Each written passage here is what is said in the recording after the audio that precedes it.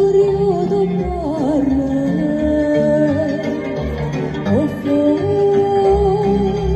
câte nopți le face zile să-și vadă copiii bine.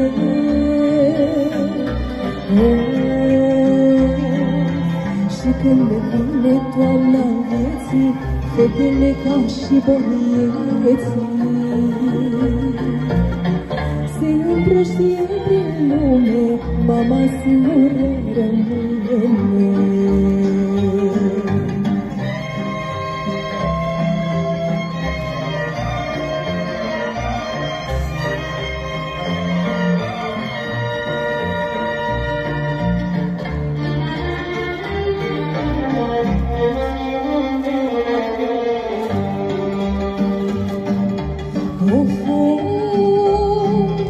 Tu ești mama cel mai mare dintre frați și surioare.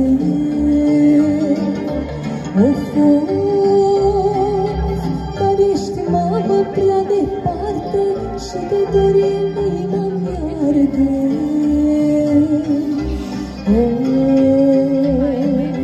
Îți scriu, fiule, cu dor, poate eu ca mâine mor.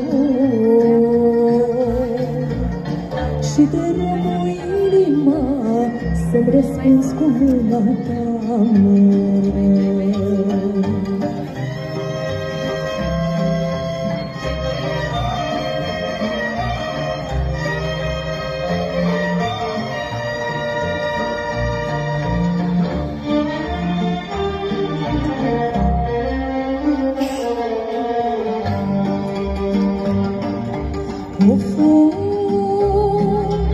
Astăzi toți v-ați răspândit de părul de-albit.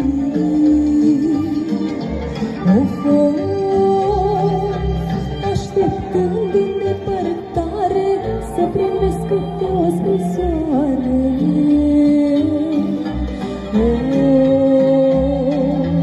Bate vântul dintr-o parte, eu nu primesc nicio carte.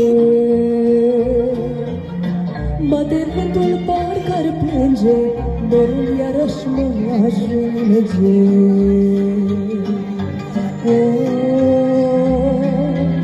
Inima mi-arde ca para, cum arde nisipul vara. Inima mi-arde ca focul, de dor nu mai găsesc locul.